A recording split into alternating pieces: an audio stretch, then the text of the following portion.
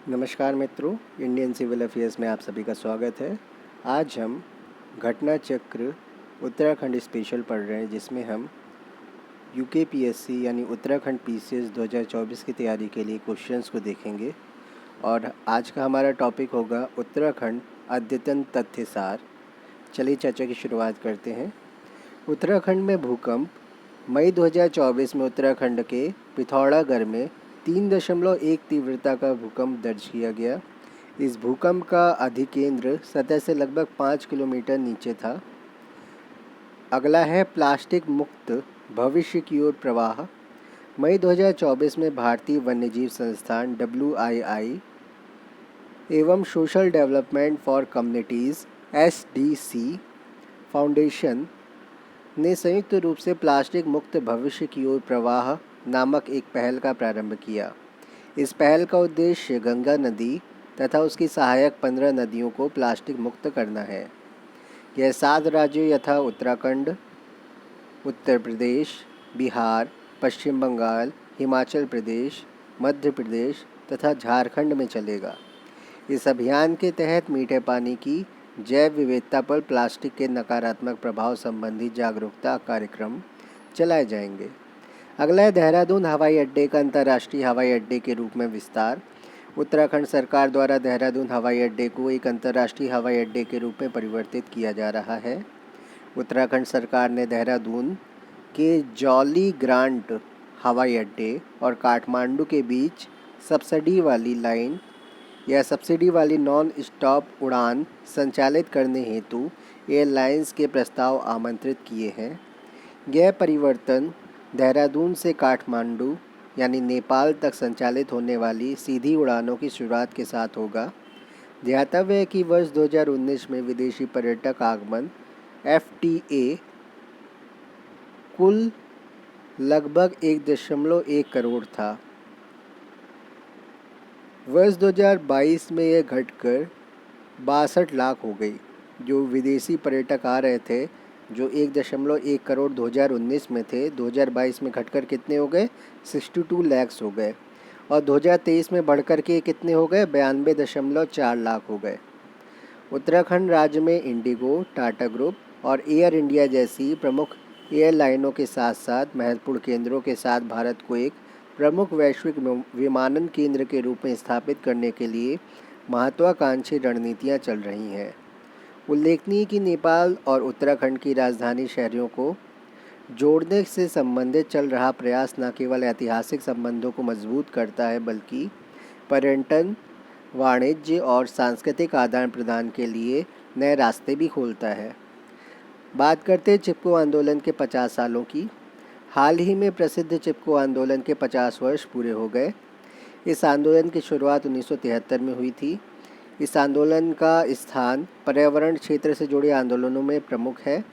चिपको आंदोलन एक अहिंसक आंदोलन था, जिसका प्रारंभ तत्कालीन उत्तर प्रदेश के चमोली जिले, जो अब उत्तराखंड में है, हुआ था।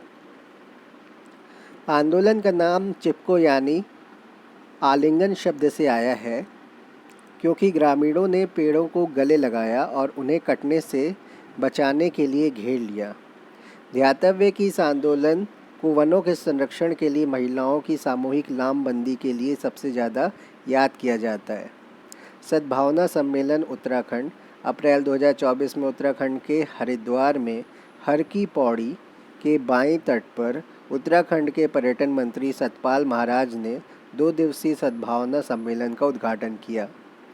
लगभग 2600 किलोमीटर से अधिक दूरी तक बहने वाली गंगा नदी को देवी के रूप में माना जाता है और यह हिंदुओं के लिए धार्मिक आस्था का केंद्र भी है। उत्तराखंड राज्य में जल विद्युत परियोजनाएं ज़्यादातर नदी ROR रन ऑफ रिवर पर आधारित है, सिवाय टहरी बांध परियोजना के, जो जल विद्युत विकास के लिए एक भंडारण परियोजना है और यह गैर मानसूनी नदी के प्रवाह को बढ़ाती है। केंद्रीय प्रदूषण नियंत्रण board CPCB central pollution control board के अनुसार गंगा नदी के किनारे 97 जल गुणवत्ता निगरानी स्टेशनों में से 59 के नमूनों के परीक्षण में जनवरी 2023 में लगभग 70% स्थानों पर नदी में मल कोलीफॉर्म अनुमेय स्तर से अधिक था। क्या चीज़ ज़्यादा थी? मल कोलीफॉर्म अनुमेय स्तर से अधिक था 70% स्थानों में। इस प्रकार गंगा नदी के प्रदूषण स्तर में उल्लेखनीय कमी के उद्देश्य से इस तरह के कार्यक्रमों को राज्य सरकार बढ़ावा दे रही है। उत्तराखंड में जल विद्युत परियोजनाओं का पुनर्निर्माण। पर्यावरण, वन और जलवायु परिवर्तन मंत्रालय ने उत्तराखंड में हिमालय की ऊपरी गंगा क्षेत्र में एक जल विद्युत परियोजना के पुनर्निर्माण के लिए पर्यावरणीय मंजूरी देने की प्रक्रिया प्रारंभ कर दी है। यह परियोजना वर्ष 2013 के बाढ़ के दौरान लगभग पूरी तरीके से बह गई थी, जिसमें लगभग 6000 लोग मारे गए थे। ध्यातव्य है कि नदी घाटी और जल विद्युत परियोजनाओं के लिए मंत्रालय की विशेषज्ञ मूल्यांकन समिति ने फाटा ब्यूंग जल विद्युत परियोजना 76 मेगावाट के संदर्भ में शर्तें, जिसको हम TOR टर्म्स ऑफ रेफरेंस कहते हैं, के अनुदान को मंजूरी दे दी है। फिर से देख लेते हैं। नदी घाटी और जल विद्युत परियोजनाओं के लिए मंत्रालय की विशेषज्ञ मूल्यांकन समिति ने फाटा ब्यूंग जल विद्युत परियोजना, जो कि 76 मेगावाट की है, उसके संदर्भ की शर्तों के अनुदान को मंजूरी दे दी है और इसको क्या कहते हैं? TOR टर्म्स ऑफ रेफरेंस कहते हैं। भ्रामक पतंजलि विज्ञापनों पर उत्तराखंड लाइसेंसिंग प्राधिकरण को सर्वोच्च न्यायालय की सख्त निर्देश। अप्रैल 2024 में देश की सर्वोच्च अदालत ने उत्तराखंड राज्य लाइसेंसिंग अथॉरिटी SLA को पतंजलि के भ्रामक विज्ञापनों के संबंध में शिकायत को ध्यान न देने के लिए सख्त निर्देश जारी किए। सुप्रीम कोर्ट ने SLA को उसकी निष्क्रियता के लिए दिए गए औचित्य को खारिज कर दिया। ज्ञातव्य है कि आयुष मंत्रालय ने अदालत में एक हलफनामा दायर किया था, जिसमें यह प्रदर्शित किया गया था कि SLA ने फरवरी 2022 में दायर एक शिकायत पर चेतावनी देने और कंपनी को विज्ञापन बंद करने के लिए सिर्फ कहने के अलावा कोई कार्रवाई नहीं की। हालांकि कंपनी ने पूरे 2 वर्षों तक विज्ञापन देना जारी रखा। पतंजलि के खिलाफ इस याचिका में कहा गया था कि यह drugs and magic remedies act DMRA की धारा 3 का उल्लंघन है, जो 54 बीमारियों और स्थितियों के लिए दवाओं के विज्ञापन पर रोक लगाता है। अधिनियम उन दवाओं और उपचारों के विज्ञापनों पर प्रतिबंध लगाता है जो जादुई गुणों का दावा करते हैं, और ऐसा करना अपराध की श्रेणी में आता है। उत्तराखंड में ली आयन बैटरी यानी लिथियम आयन बैटरी और अपशिष्ट के लिए पुनर्चक्रण सुविधा मार्च 2024 में प्रौद्योगिकी विकास board TDB technology development board ने उत्तराखंड के सितारगंज, जो कि ऊधम सिंह नगर ज़िले में है, में स्वदेशी प्रौद्योगिकी का उपयोग करके लिथियम आयन बैटरी और कचड़े की रिसाइकलिंग के लिए एक वाणिज्यिक संयंत्र कॉमर्शियल टेक्नोलॉजी हब स्थापित करने के लिए मैसर्स रेमाइन इंडिया प्राइवेट लिमिटेड के साथ समझौता किया। इस समझौते के तहत TDB ने लगभग 15 करोड़ रुपए की कुल परियोजना लागत में से 7.5 करोड़ रुपए की वित्तीय सहायता देने का वादा किया है, जो सतत विकास और पर्यावरणीय प्रबंधन की दिशा में एक महत्वपूर्ण कदम है। उल्लेखनीय है कि लिथियम आयन बैटरी रिसाइकलिंग बाजार का आकार वर्ष 2030 तक लगभग 14.89 बिलियन $US तक पहुंचने का अनुमान है।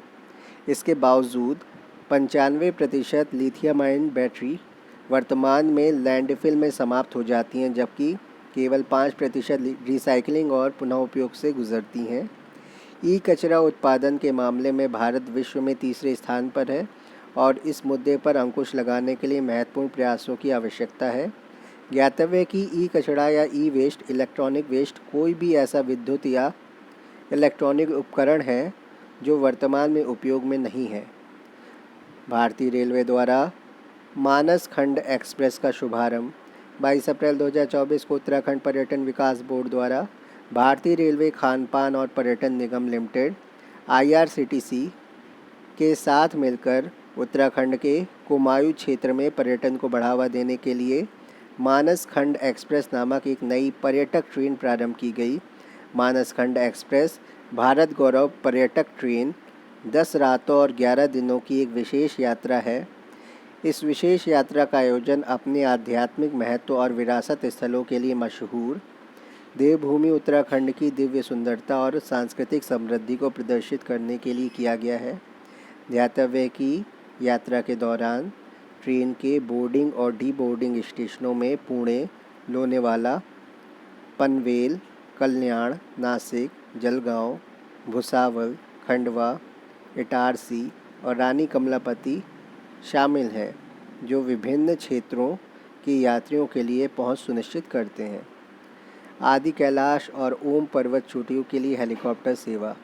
हाल ही में उत्तराखंड राज्य के पिथौरागढ़ जिले में नैनी सैनी हवाई अड्डे से आदि कैलाश और ओम पर्वत चोटियों के लिए एक हेलीकॉप्टर सेवा प्रारंभ की गई। उत्तराखंड सरकार की हेली दर्शन योजना के तहत एक MI-19 हेलीकॉप्टर तीर्थयात्रियों को हवाई अड्डे से व्यास घाटी क्षेत्र में आदि कैलाश और ओम पर्वत के दर्शन कराएगा।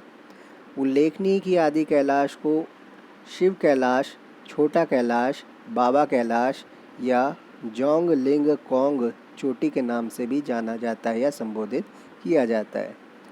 ल्यूमिनस का सौर मॉड्यूल सुविधा में निवेश। ल्यूमिनस का सौर मॉड्यूल सुविधा में निवेश।